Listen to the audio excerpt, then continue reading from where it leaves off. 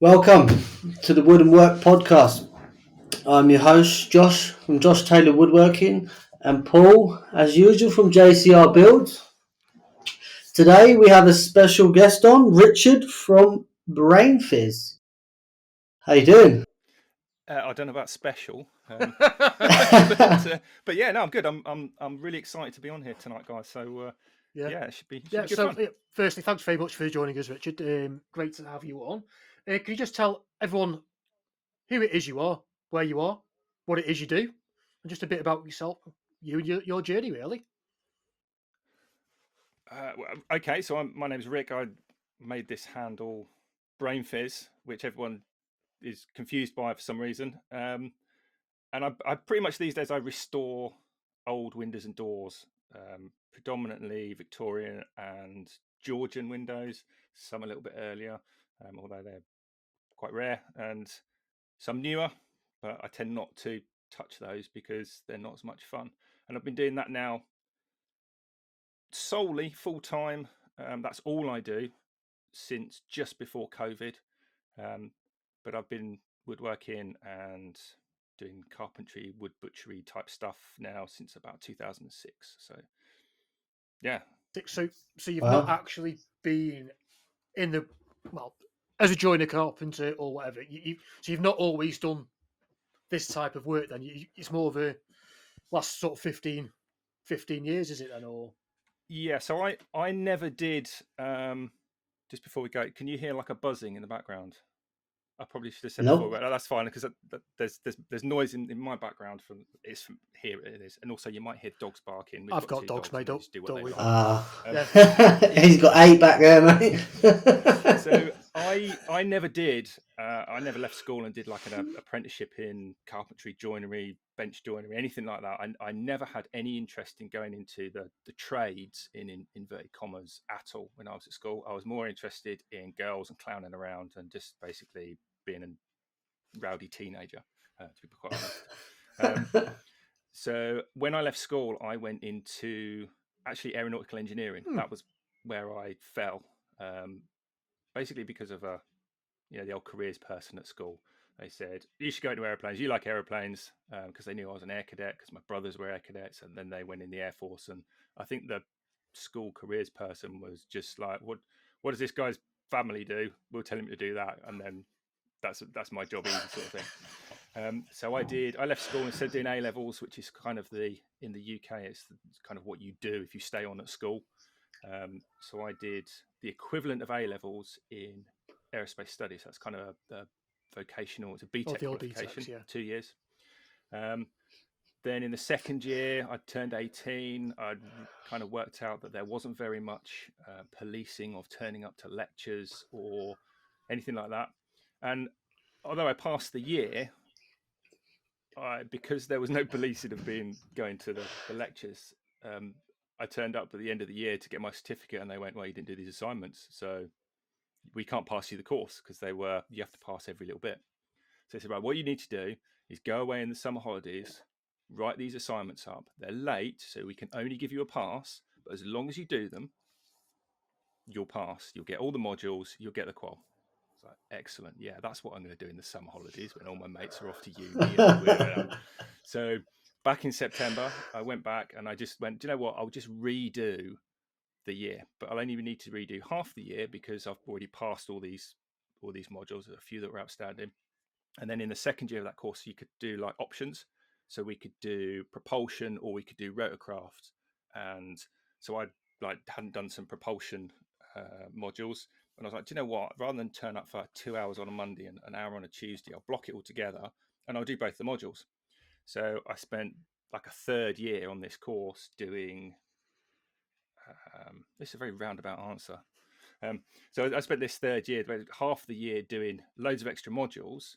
Got the qual, had time to get a part-time job and do all that, and that's what I did. So then I went off to Farnborough to do the higher national diploma, which is kind of like they try and sell it as a degree, but it's not.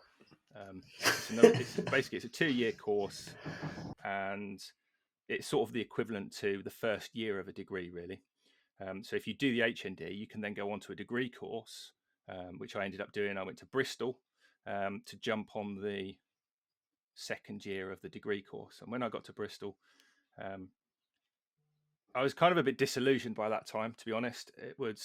I don't know whether it was just kind of like maths fatigue or what, but I'd gone from a college where you'd walk into the hangar, there were 3 aircraft there. The assignment was remove the nose wheel or remove the rudder from this aircraft. And you go, okay, it's just like a wall of racks and tools and shadow boards, all the tools that you need to do the jobs, which are just, you think woodworking tools are specific to a task. Anyone that's had any dealings with aircraft, it just goes mental. Really? Yeah. So just to give you one example, if you look at any aeroplane, the wing, if you look at it front on, the wings might kind of be up at an angle or down at an angle, and might be swept back at an angle, but they're also rotated. That's what they call the angle of incidence, which is imagine when the plane takes off, the wings kind of slope up towards the direction they're traveling.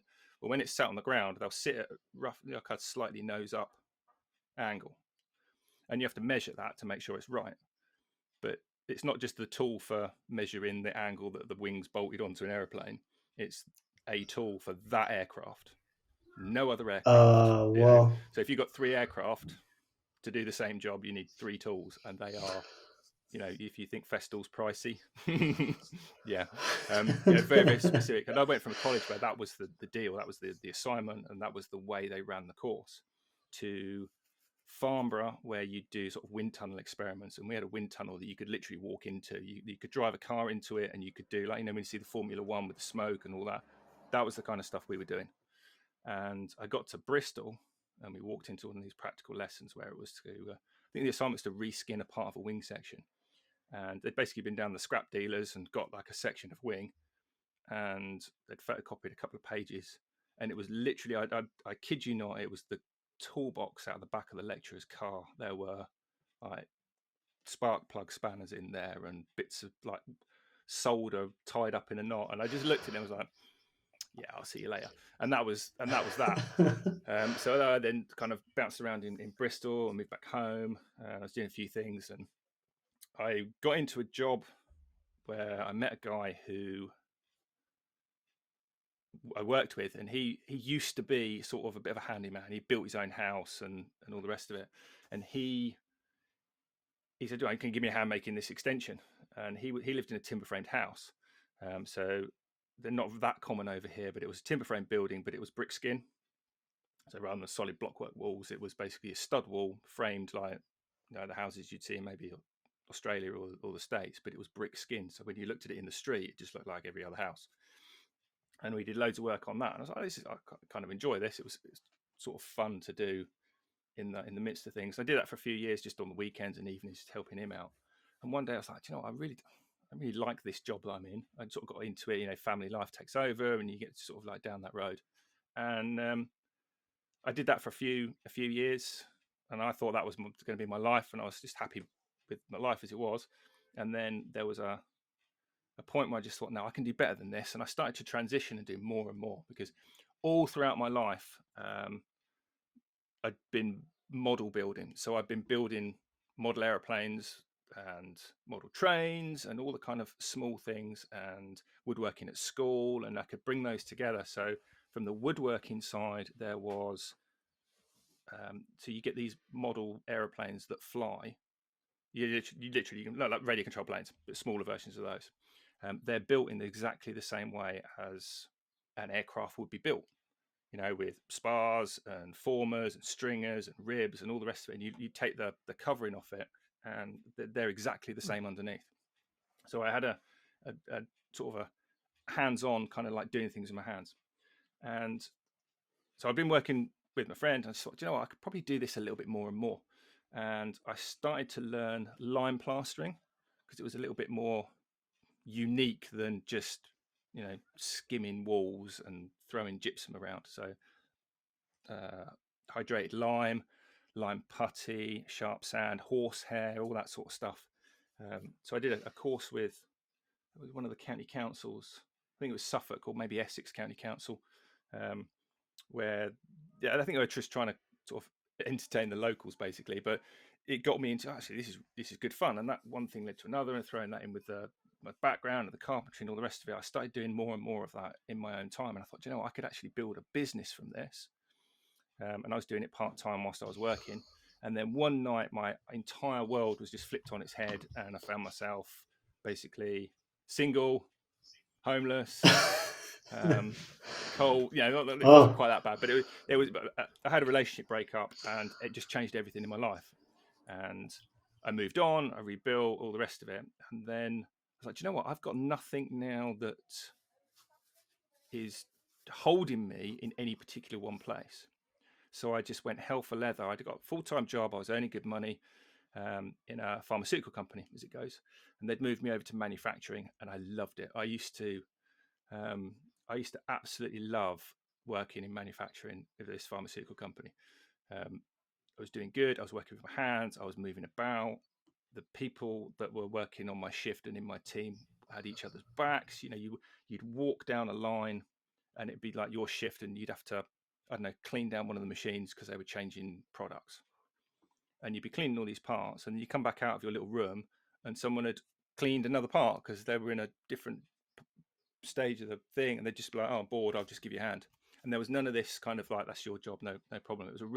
It was a proper team by its very simplistic definition, and I loved it. And that came to an end, and I got moved into a different part of the company where it was just the complete opposite. And I came home one night, and a girlfriend that I'm now with 12 years later said, "You're not the same person that you were when you were in that old job. What's changed?" I was like, "Oh, right." And I just thought, this is not the place for me to be. So I had a little chat, and I said to my boss, or my old boss from manufacturing, "So what's the chances of any more of these jobs coming up in manufacturing?"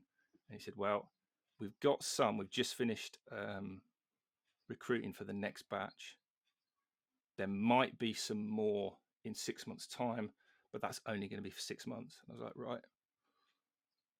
So in 12 months' time, best case scenario, I'm going to be stood here in exactly the same place. I was like, nah, sack this. And I literally went back to my desk, Googled resignation letter templates, filled it out, shoved it under my boss's nose, because I knew I'd got this kind of part-time thing going. And I just went, I'm going to turn it in. I'd rather be here in a year's time looking for another job, but know that going my own way full-time didn't work, than being here going, I wonder what would have happened. It's like that, when's the best time to plant a tree sort of a deal. Second best option was today. Today's the time to leave. So I did that, and built a business up from there, doing kind of second fix work, built-in wardrobes, fitting your kitchen, hanging doors, putting in skirting, flooring, boarding out lofts, making new openings for loft type stuff. I did that for a few years, and I really enjoy it. I got to meet lots of different people.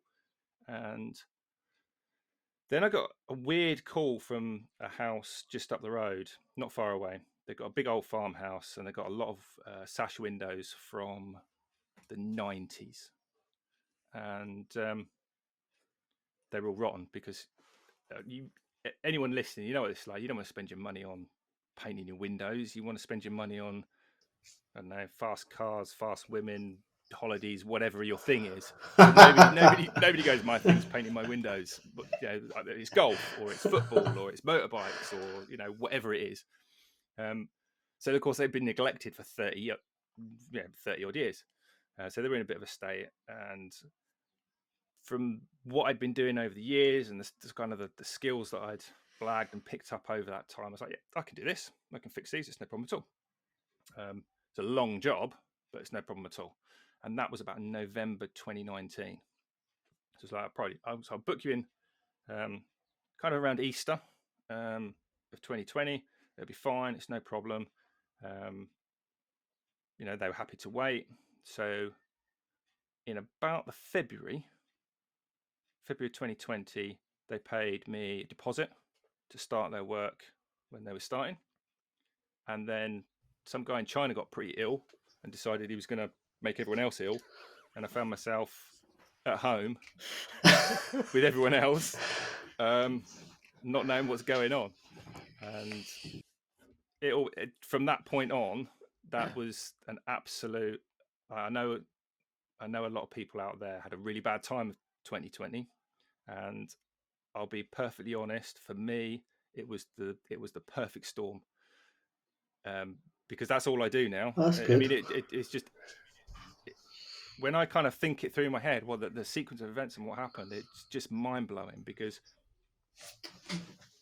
Do you advertise at all now, or is no, it just the like only advertising I've ever done, like way back in about 2006, I had a little advert. It was like 5 or 6 lines in a parish magazine, because you can throw out in the local rags, and if you get, did you get like a free newspaper, like an actual proper newspaper that's free, maybe once a week or once a month in your. the Guardian? I think You it get like the was. big nationals, don't you? And then you get like the We ones that used you to pay get free. for We that used to you get free delivered every news day. about 20 years ago, but they stopped a long time ago. So all of those things, the first thing you did, the local fish wrap would come through the letterbox and it'd go in the bin. Yeah. But parish magazines, they kind of hang around. They sit on the coffee table, or they tuck down in the magazine rack next to the telephone and weird things like that. And I found that they were the better places to advertise, and they were a bit cheaper. You might pay like 30 quid, but it would be for a quarter, and it would still be kicking around later. So that was the only advertising I've ever done, that in like the whole of my existence. All my sort of marketing and advertising that I do is basically Instagram, and that's not really, that's Really? not really advertising. Actually, it's just kind of clowning around with your phone in somebody's garden.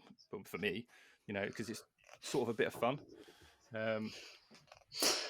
So when you do the restoration, do you do it at the person's house, or do you remove and take them back to your house, or where you are, or So your it shop? all depends on the project itself. What I like to do, the perfect way to do it, is take the windows out on day one, stick them to one side, just work on the frames or the boxes, because obviously they can't be removed.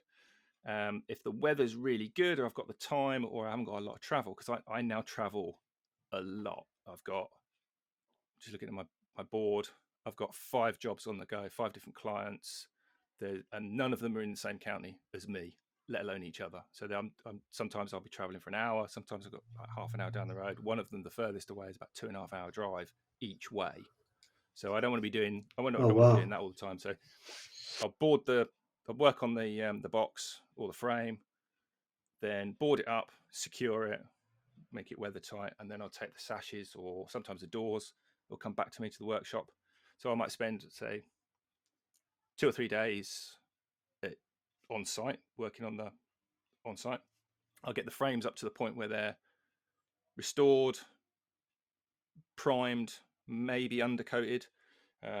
So you'll repair. Painting's So a you'll bit of a repair the frames with like a resin type kit, or potentially. So again, that would depend. I use either a pure flexible epoxy resin, or I'll do like old school timber splice, wedge, glue, and that's it. It depends on the job, because sometimes it's a case of the conservation officer or the listing specifies. Sometimes it's the client will specify. Sometimes it's just budget, and time and all the rest of it. But I tend to do the short answer is I do both. Sometimes I'll fix it with resin, sometimes I'll fix it with resin and timber, and sometimes it will just be timber only. It depends on Conditions. what it is. Like one of the projects I'm working at the moment, the house dates back to Queen Anne, which is pre-Georgian. So, and the windows that I'm working on were put in So 1727. they'll be listed, will they? So Wow! all of my properties are listed. Most of them are grade 2. Where I want to kind of push is to be working on, say, 5 years time. I want to have at least one grade 1 listed or a national trust under my belt. That's kind of where I want to be. Explain to us what's the difference between 1, 2, and So if 3. a house is sort of like historically or locally important in terms of the history or the way it was, it doesn't necessarily be the age of the building. It might be that it's kind of architecturally significant. So there are some buildings that were done by certain architects built in the 60s. They're listed, so you can't just knock them down and put a new house there, or a car park or whatever. Okay. And this different grades. So you get grade 2, which is probably the most common, and you get grade 1, which is like, it's really old, it's really important. Don't even breathe near this house because, like, you have to ask permission to do pretty much anything other than internal stuff. So you can redecorate, you can rehang a door to swing the other way, or you can add a few extra sockets, but you couldn't build an extension. You couldn't change the windows and doors. You couldn't re-roof it from, I don't know, beautiful old Welsh slate to nasty old concrete tiles or whatever. There's certain things, and the council will come along, and if you do these things, they'll go, nope, put it back. And then you get like 2-star, which is sort of in the middle, and they tend to be like something that might not necessarily be as old or as important than, it's really old, but it's not quite as important as that because there's loads of them, and there's a sort of different criteria. And then you have the National Trust and English Heritage, who basically do whatever they like. So say, for example, so building regulations, which code or whatever the local terminology is, dictates certain things. So if you as a homeowner want to change the glass in your French doors, and the new glass that you put in, anything below 1.5 meters from your finished floor, finished floor level, needs to be safety glass. Yeah, but so no, just back up a second. If you as a homeowner do that, you can put anything in there you like. You could use, tissue paper or a mirror or, a piece of plywood. It makes no difference. If I do that as a tradesman, or if a tradesman comes in and change that, then they need to be putting in safety glass, because that then complies with building regulations. Yeah. But if you're English Heritage, building regs don't apply. You can do what the heck you like. So you might have a really old house that dates back to like 1640, has got hand blown crown cut glass that's less than 2 mils thick. As every pane of glass in the front of your house, they can put that back like that, and you can buy historically accurate glass that's made in a similar way, and you can put it back. And building regs don't apply to that. So they tend to be like important houses, or they were owned by dukes and earls, or aristocrats and all that kind of stuff, and you can go visit these old houses basically, and that they still need restoring and upkeep and all the rest of it. So that's kind of where I'd like to put. It's also hopefully. So it's also techniques as well. I mean, I've worked on some grade 2 churches over on the Welsh coast. I mean, I'm talking a long time ago when I did that, and even things like fittings. So they ensured that we had to use. They told us the length of the screw. It had to be a certain grade of stainless steel. Then we had to fill it with a certain type of 2-part filler. Before it was all the beadings we did on the actual. So you had the sort of like the arched stained glass windows on a church. So obviously all the sort of beading, if you like, was actually damaged through age. Because I think it was something like from the 1300s, the church. So yeah, I had to bend all the beading to form the arch, and we had to. Oh, that's a fun job. It was brilliant. I was there for about 4 weeks doing one window. Loved it. Really enjoyed it. It was just, was it Abergavenny or something like that? So and it was so boring though. There was nothing there, so I got so bored because there was literally nothing to do, and I was on my own on the job. I had nowhere to go at night because I was in a little B&B, and I'm like, what the hell do we do? And the weather was shit, so I couldn't even go down to the beach and do anything. It was awful. But the job was lovely. But yeah, they used to come around and measure the stainless steel fixings and screws and check the filler depth. We're only allowed to sink the screws in so far. And so I say they can be very, very particular on grade 2. And then they get even more pedantic on grade 1s, don't they? Potentially. On some people. Yeah, I mean, or some things. It generally, I mean, it's a bit like, I mean, conservation officers tend to be, for me, they're not a headache. They're doing their job, and they're doing it for the right reasons. And they absolutely should. But it's just a case of following the rules at the end of the day. I never, touch wood, it's all going to go wrong now. Never had any issues with conservation officers or any grade 2 buildings. They're just like. What's a conservation officer for? In addition to the listing, you might have an area which is natural beauty. or something into. Yeah, I mean, it doesn't necessarily even need to be natural beauty. I mean, there's loads of conservation areas within towns. One of the houses I'm working is it's only grade 2, but it's in a town. It's literally on the town high street. You walk down the high street, it's the first thing you see. Like 800 yards down the road, it's a massive 3-story Georgian townhouse, and that's in a conservation area. And you look around, and you think, what? There's nothing. It's just Chippy, like shops chippy and a next bank door. and a chip shop and there literally is a kebab shop behind it, like 2 doors down. Coming past me every other day is this tatty old transit van with like they pull up on the side of the road and do kebabs of an evening sort of thing. So it's not like a special beautiful area, but the town is historic, and that part of what they're trying to do is they slap these conservation areas in around towns to try and preserve the historical The look of look. the town. So what you can't do is go, oh yeah, what I want is a cedar fronted concrete and glass high rise in between that, tim. Because it's not, you got to have the thatched roof and Yeah. this. So, I'm with you. what they tend to do is they'll come along and go, right, what are you doing? And say, I'm just keeping exactly what's here. This is the beauty of what I do. The conversation always starts, right, you're doing these windows. What are you doing? Because they're always suspicious, and they're always like, are you on the phone to Safe Style or Everest to PVC double glaze these? And like, literally, it's the same thing. I'm not taking it out. I'm not changing it. The same window is going to go back. And they're like, oh, okay. And that's generally how the conversation goes. So they'll then come back and be, oh yeah, it's exactly the same as it was. It just looks newer because you've cut out all the rot and you've replaced it with, like for like timber, and it's been painted in a traditional. I use traditional paints or traditional style of paints, so there's no petrochemical kind of plastic paint. It's all linseed oil with basically natural pigments, so it's environmentally friendly. It's good for the wood, and they love all that. So I never really have any issues with conservation officers. They tend to be more suspicious because, like, so how deep are your footings going, or what sort of window, new additions and things like that. They tend to be more worried about. So yeah. So with, I thought it'd be more expensive to sort of get your windows restored. Then why wouldn't they just get Possibly the new most ones? common question I get asked, and if you so the town I grew up in Cambridge. If anyone knows Cambridge, it's basically certain parts of it.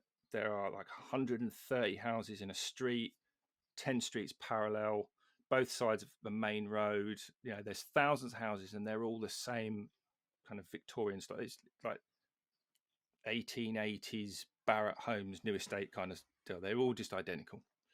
And if you've got those kind of houses that are rented out to students, and for the last 100 years they've been mashed up, double glazed, updated, and all the rest of it, then absolutely that is probably quicker and cheaper and easier for you as a homeowner just to have them taken out and new windows put in.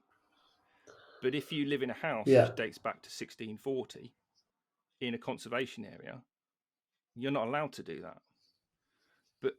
But also, Oh. you might not want to do that because it's actually quite fashionable to keep those kind of period features.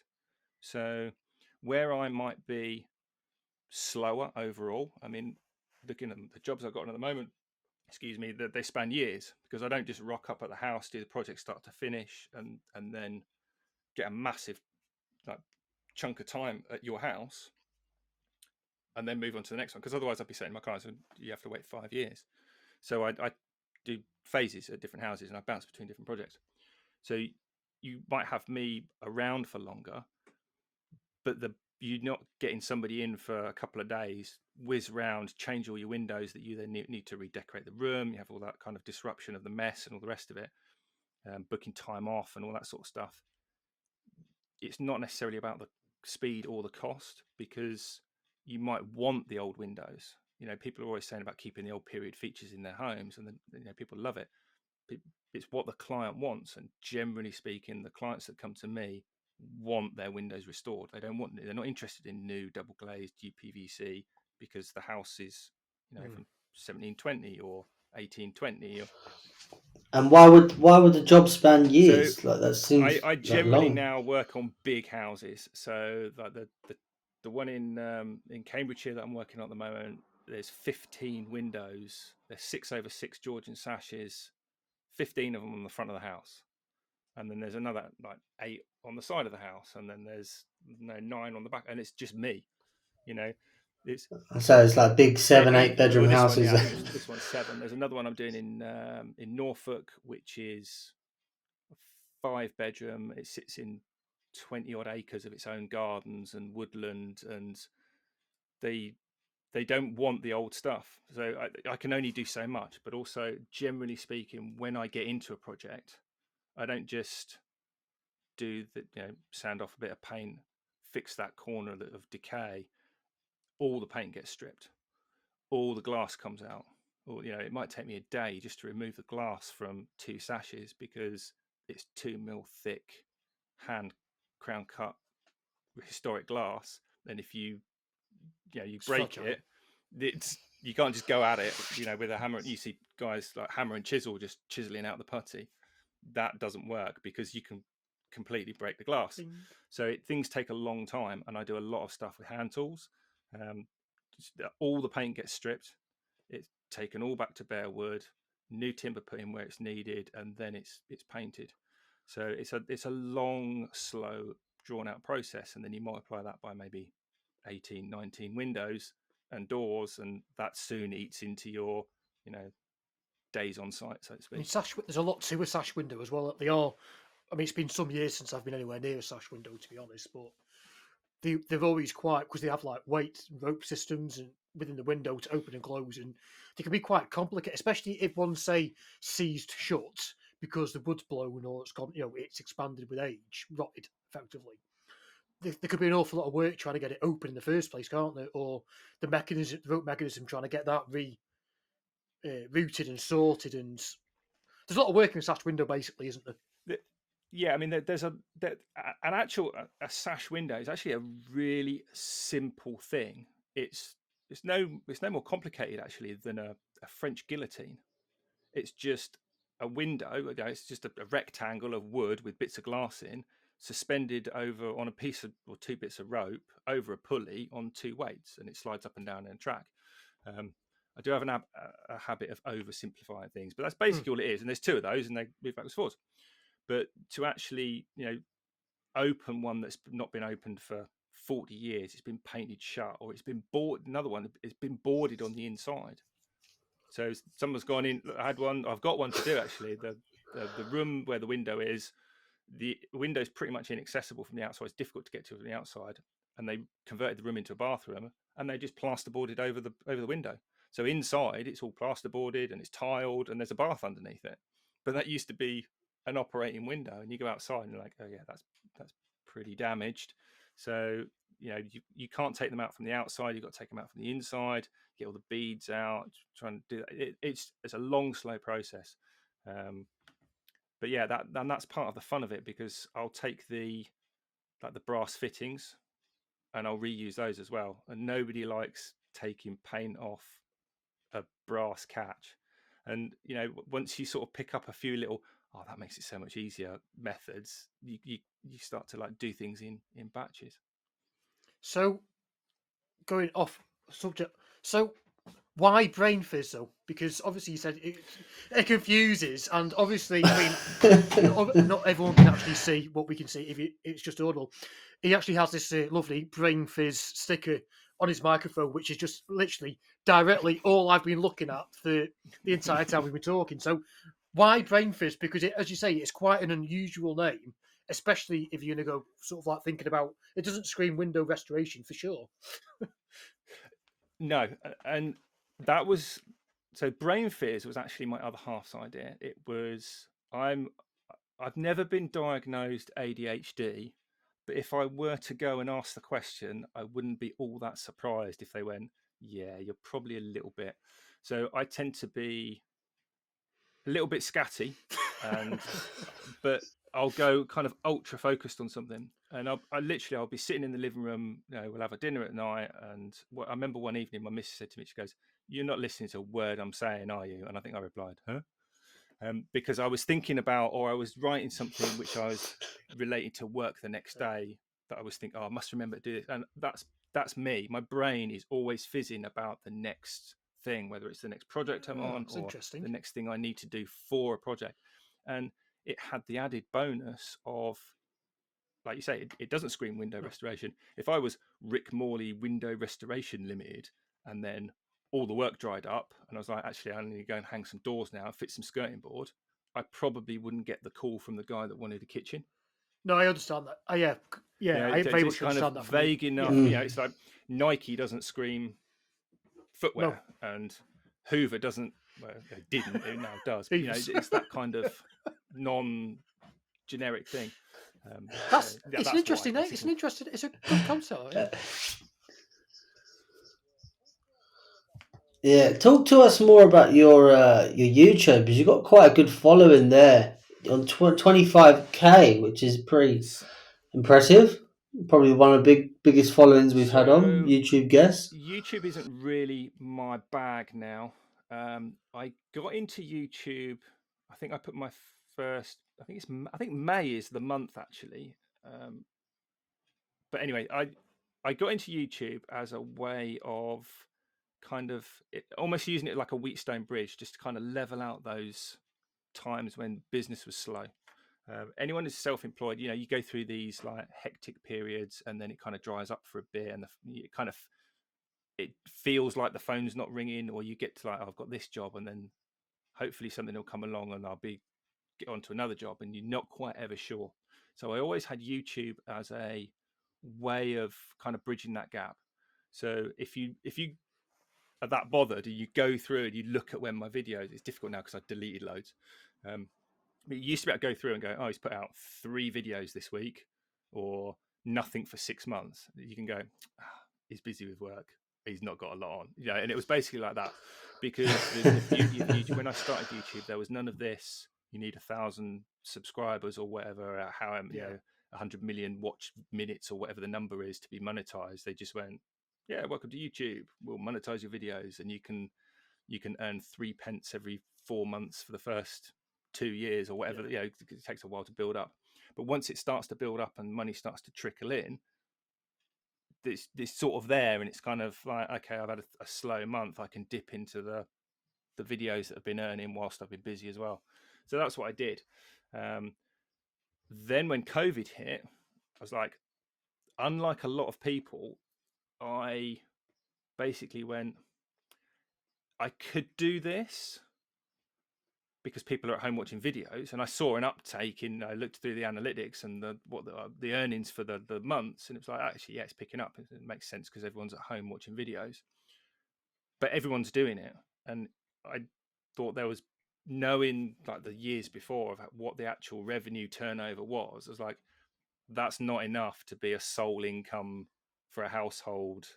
Then I need to work on something else. So I ended up, I took a different route through the initial start of COVID. But since COVID hit and I got busy, I haven't had time to put videos out. I haven't had time to edit video. It takes a long time to edit a video, and it's just time better spent doing the actual work because there's a better return on the jobs. So YouTube's kind of fallen by the wayside, and actually, as much as I hate to say, I haven't given up, but I'm only working on videos now basically just to keep it monetized, because not a lot of people know that if you're monetized, if you don't, even if you'll keep the number of subscribers and the watch time on your videos, if you don't put a video out for, I think might be 3 or might be 6 months, YouTube will just demonetize you anyway. Even if you've got 100,000, if you've got 100,000 subscribers, and, 28 hours a day watch time, but you don't bother, they don't keep paying you if you're not. They're not going to keep paying you. And fair enough. It actually makes sense because they want, and we as consumers of videos, we don't necessarily want to be constantly watching the reruns and the old stuff because it ceases to be relevant. So they just like demonetize you, and it kind of an incentive to like keep feeding the monster, as it were. So I only put videos out basically to keep it ticking over, and reply to comments still, but it's not a big thing now, to be honest. I tend to spend all my life on Instagram. That's where I hang out. So, I mean, leading from that then, so where can everyone find you? Obviously, we just spoke about your YouTube then. So, where can people find you to look up at what you do or get in contact with you? Basically, Instagram. If you go on Instagram and you search Brainfizz or Brainfizz UK, you'll see my silly little green and black light bulb thing. That's me. That's basically where I hang out. I don't have a website. I don't have TikTok. I don't use Facebook. I don't use any of the other. I think I've got placeholders to stop people robbing the name, but I'm pretty much only on Instagram for the Windows, and then there's a few kind of how-to videos and stuff on my channel on YouTube. But that's Okay, it. I think we'll call that a day there. Have you got any final thoughts or anything, Josh? Oh yeah, one last question. How did you get involved? How did you get in touch with the Good Regan, Rule? So I've never met Regan because obviously he's in New Zealand and I'm in the UK, so we've never met in person. But he first hit my radar through, what was it called? I think it was called the Chips Away podcast. I'm not sure if it's still running, but he was a guest on that. I found that podcast, and I think he was. Oh, was it? I heard his name on a podcast, and I just thought, actually, that's a really unique. Well, it's not that unique a product, but if anyone doesn't know, he makes a solid folding rule rather than a tape measure. It's solid, and I did use those kind of rules in my own work because they're more useful. And I thought, actually, that would be great, something a bit more usable. So I then went literally from the podcast, found his website, bought 2 of his rulers. In fact, I think I bought 3 and just had them shipped over to the UK. And I love it. I absolutely love those rulers. I've actually got one in my pocket right now. It's one of the Imperial ones. And I've got loads of them now. And I messaged him back and I was literally just like, mate, these are amazing. They're absolutely great. And then there's a company in the UK. They started selling them. We actually had Regan on last week as a guest. Right. Okay. So yeah, and he's a really nice guy as well. Yeah, when you speak very to interesting him, podcast. Yeah. Great. So if anybody has any questions, please leave them in the comments and we shall get back to you. Or again, you can contact us on Instagram. As you've heard, you can contact Rick on Instagram. Thanks very much, everyone, for listening. And again, thank you, Rick, for taking your time out of your Saturday to join us for this podcast. That's been awesome. Thanks for asking me to come on. Oh, you're welcome. All right, everyone. Thank you and goodbye. Thank you very much.